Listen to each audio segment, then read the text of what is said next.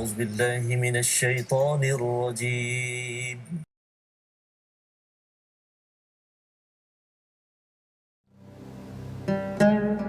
صلاة الله سلام الله على طه رسول الله.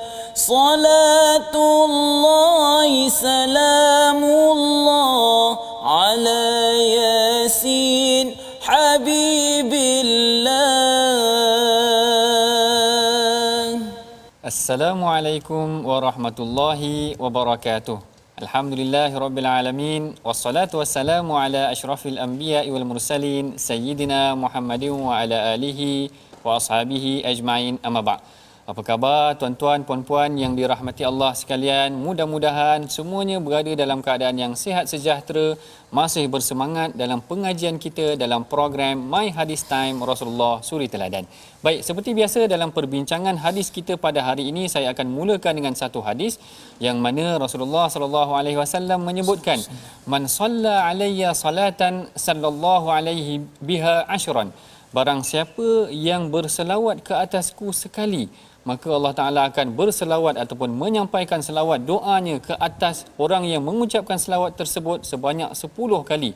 Maknanya hadis ni menggalakkan kepada kita bahawa kita ini digalakkan untuk berselawat banyak ke atas Rasulullah. Bayangkan sekiranya kita banyak berselawat ke atas Rasulullah, maka Allah Ta'ala akan mendoakan kebaikan buat kita.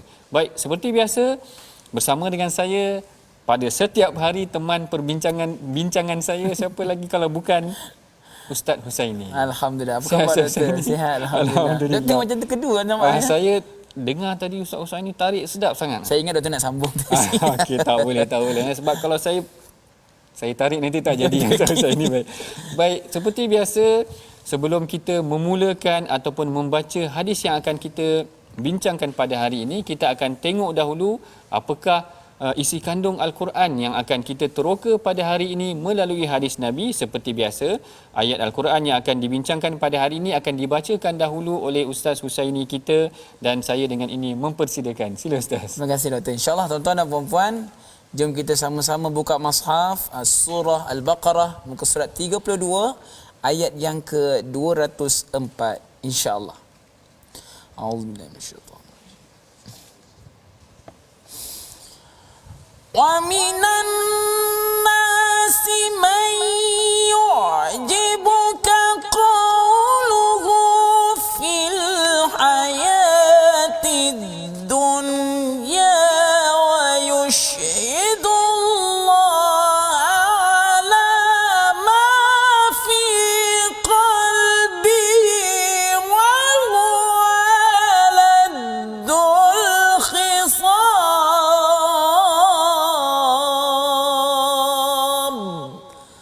Sadaqallahul azim. Sadaqallahul azim. Begitulah ayat yang dibacakan oleh Ustaz Husaini tadi dengan penuh penghayatan, menceritakan tentang satu sikap manusia, iaitu ada sikap manusia yang Allah Ta'ala menyebutkan wa minan nasi may yu'jibuka qauluhu. Ada di kalangan manusia ni yang kamu kagum dengan kata-kata mereka, sedangkan Allah Ta'ala kata wa yushhidullah ala ma fi qalbihi wa huwa aladul khisam. Tetapi Allah Ta'ala menyaksikan bahawa sebenarnya dalam jiwa ataupun hati mereka sangat memusuhi bahkan menentang Islam.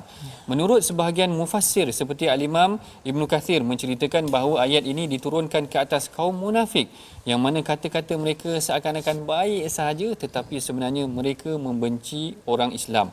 Maka dalam perbincangan kita pada hari ini, kita akan pilih satu hadis berkaitan dengan orang yang berkata-kata ataupun berlebih-lebihan dalam berkata-kata. Mereka bukan saja membenci Islam, bahkan menunjukkan sikap yang tidak elok dalam kata-kata mereka.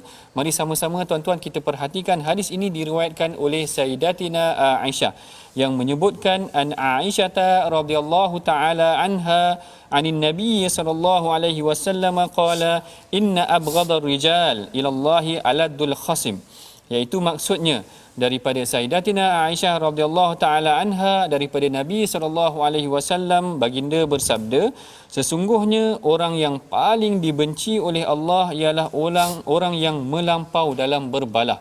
Hadis ni diriwayatkan oleh Al-Imam Bukhari dan Muslim. Perhatikan hadis ni tuan-tuan, yang mana hadis ni disampaikan kepada kita oleh Sayyidatina Aisyah. Sayyidatina Aisyah menceritakan kepada kita bahawa ada seorang lelaki yang sangat dibenci oleh Allah Ta'ala, iaitu dia katakan orang yang berlebih-lebihan dalam berbalah. Inna abghadar rijal ilallahi alladul khasim, iaitu orang yang sangat dibenci oleh Allah Ta'ala adalah dia berlebih-lebihan dalam berbalah ni. Ustaz Husaini ada tak, kalau Ustaz Husaini perhatikan orang yang suka berbalah ataupun bila nak bergaduh ni dia berlebih-lebihan lah, orang buat sikit tiba-tiba dia naik angin, ada tak macam tu? Memang ada, doktor. Kalau kita nak kata memang ada jenis yang bila jenis cakap sikit dia terus naik angin. Tapi kalau bagi saya, kalau saya jumpa orang sebegini, saya akan diam saja. Tapi walaupun marah kan, tapi kita diam saja.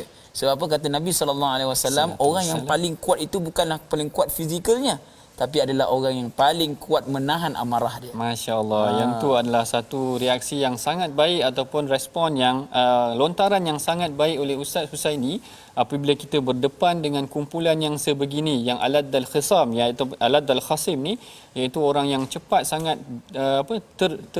melenting ini, maka sebenarnya Rasulullah sallallahu alaihi wasallam tak suka. Kerana kalau diikutkan, Rasulullah mengajak kita agar lebih mudah menenangkan diri, iaitu lebih mudah bersabar, iaitu orang lelaki ni tak sepatutnya dia melenting ataupun dia berlebih-lebih bergaduh begini. Lalu sebab itulah Rasulullah kata inna abghadar rijal, orang yang paling Allah Ta'ala tak suka ataupun paling Allah Ta'ala marah adalah orang yang berlebih-lebih sangat ketika dia bergaduh. Bahkan kadang-kadang kita bimbang pergaduhan itu tidak memberikan sebarang faedah, bahkan yang lebih membimbangkan lagi. Sebab tu Rasulullah kata dalam sebuah hadis yang lain, Rasulullah kata la taghdab. Maknanya Rasulullah ulang sebanyak 3 kali menunjukkan seorang lelaki maupun perempuan, dia hendaklah menguasai dirinya, jangan sampai dia berlebih-lebihan dalam bergaduh, kerana dibimbangi dia akan mengucapkan sesuatu perkara yang dia tidak sangka-sangka. Baik, perbincangan selanjutnya mengenai perkara ini akan diteruskan lagi selepas daripada ini. Jangan ke mana-mana, My Hadis Time, Rasulullah Suri Teladan.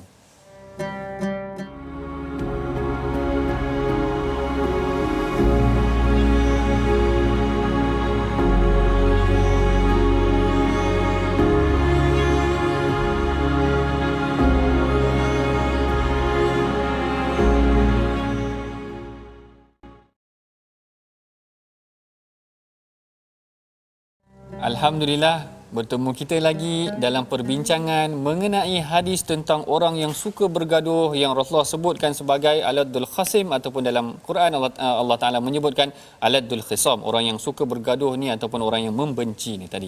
Baik, sekiranya kita perhatikan hadis ini, ianya diriwayatkan oleh Sayyidatina Aisyah.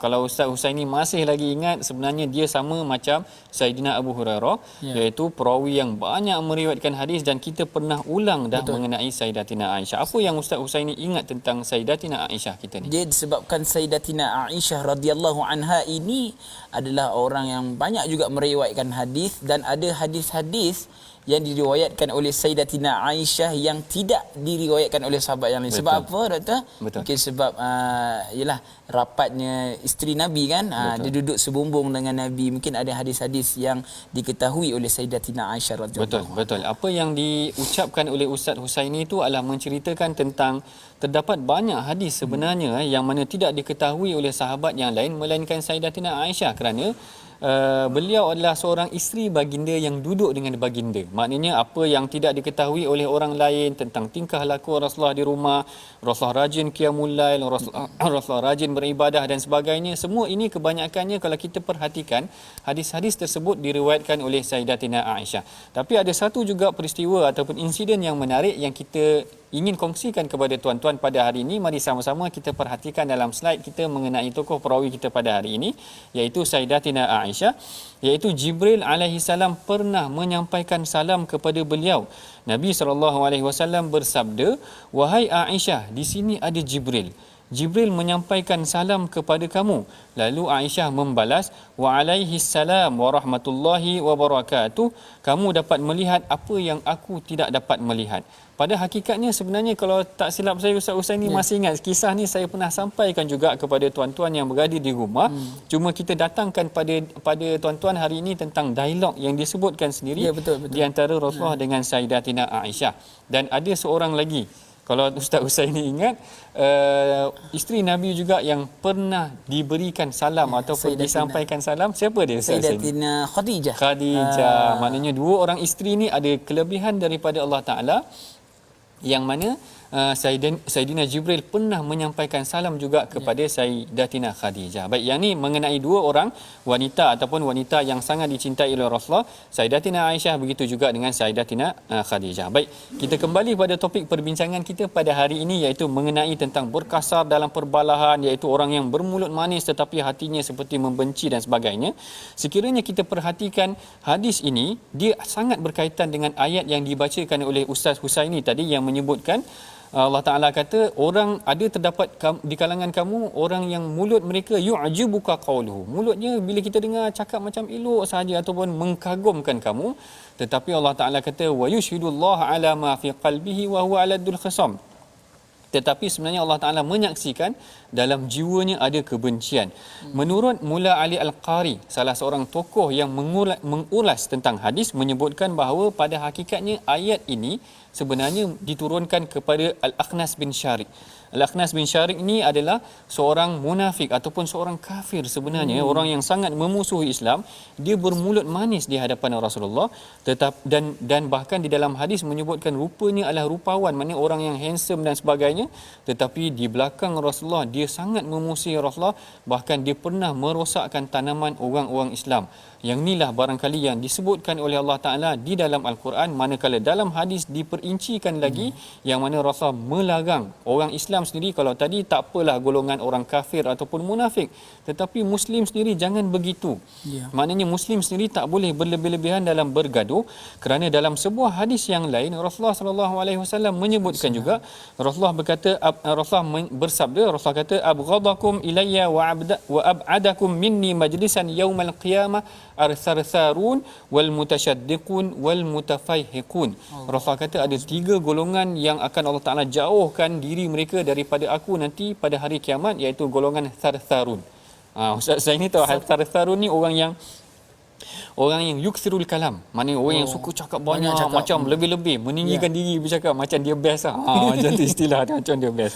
Kemudian yang keduanya al-mutasyaddiqun. Al-mutasyaddiqun ni adalah golongan yang dikatakan suka memperolok-olokkan orang. Yang ni pun tak elok juga. Kadang-kadang kita tengok dalam media sosial ada juga di kalangan kita yang memperolok-olokkan orang, merendah-rendahkan orang. Dan yang ketiganya adalah wal mutafaihiqun, iaitu golongan yang bila bercakap dia menyombong diri. Tiga golongan ini seperti mana hadis yang pertama tadi kita bacakan, hadis yang kedua juga kita bacakan, yang Rasulullah menyebutkan golongan ni akan dijauhkan oleh Allah Ta'ala daripada Rasulullah pada hari kiamat. Yang pertama al-sarsarun, orang yang suka cakap sembang kemas, atau orang kata sembang apa? Sembang lebat. Sembang lebat. Okey, sembang lebat. Yang kedua wal mutasyaddiqun, iaitu orang yang bila cakap dia suka memperolokkan orang lain. Orang ni cakap dia memperolok, melekehkan orang. Dan yang ketiganya adalah wal mutafaihiqun, iaitu golongan yang bila berbicara dia akan sombong bicaranya.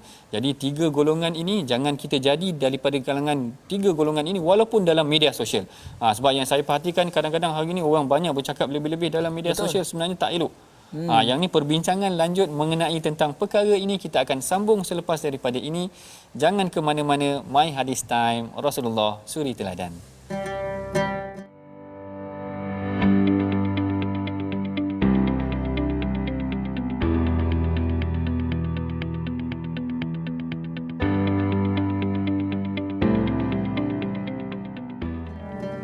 Alhamdulillah, bertemu kita lagi dalam perbincangan mengenai tentang orang yang suka berkata-kata yang ataupun orang yang bergaduh ataupun orang yang berlebih-lebihan ketika bergaduh dan berkata-kata.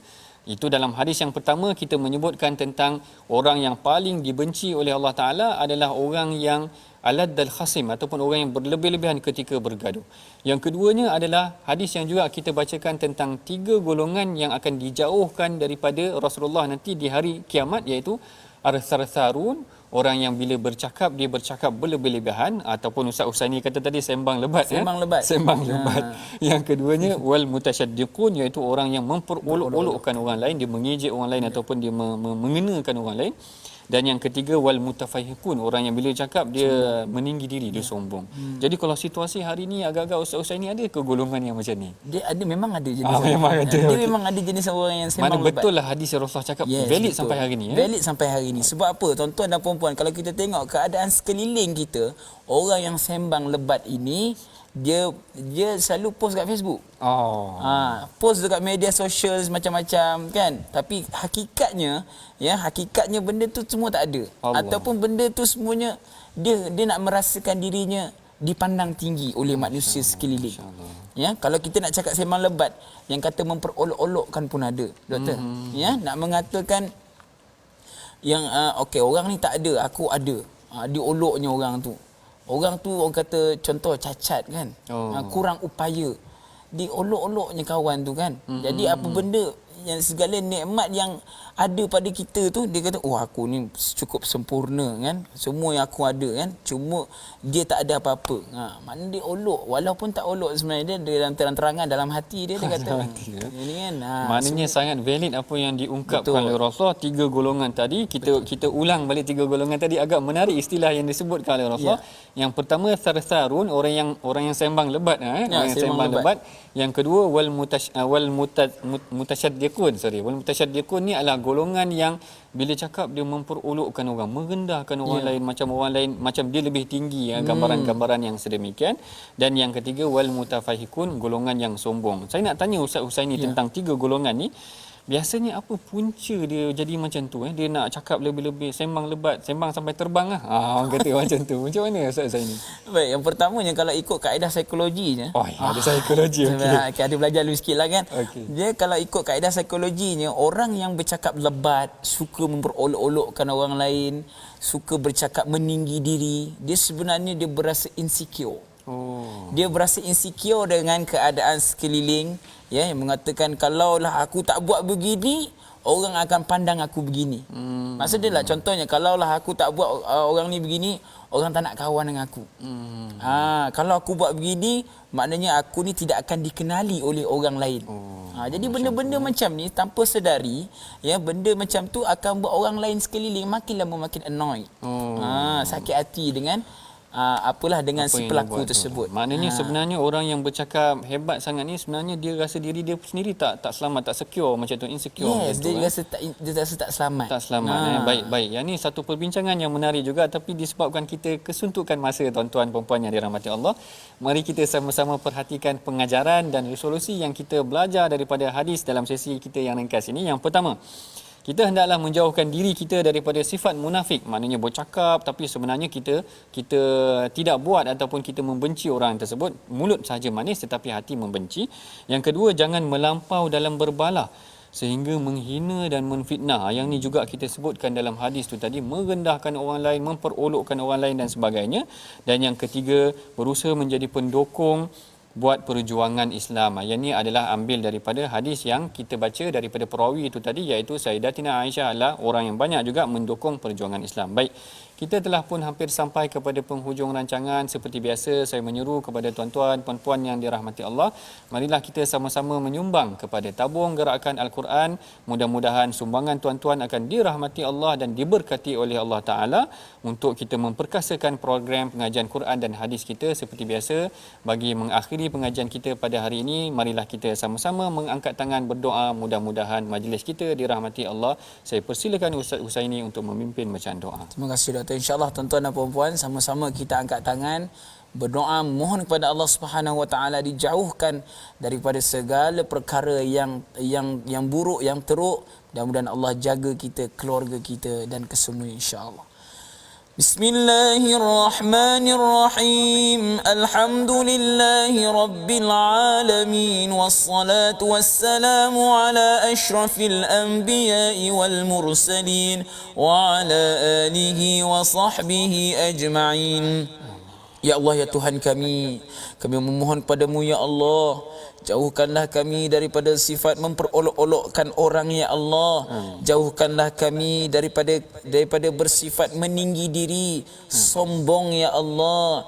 Ya Allah, ya Tuhan kami, kekalkanlah hati kami ini tunduk kepadamu ya Allah. Jangan biarkan kami terkontang-kanting di atas segala apa yang kami buat ini yang boleh memudaratkan diri kami ini ya Allah. Ya Allah, ya Tuhan kami, Engkau jadikanlah hati kami ini teguh dalam memperjuangkan agama Islam ya Allah, dalam menegakkan syiar agamamu ya Allah. Engkau Tuhan Maha Pengampun lagi Maha Penyayang. Rabbana atina fid dunya hasanah wa fil akhirati hasanah wa qina adzaban nar. Wa sallallahu ala sayyidina Muhammadin wa ala alihi wa sahbihi wa sallam. Walhamdulillahi rabbil alamin.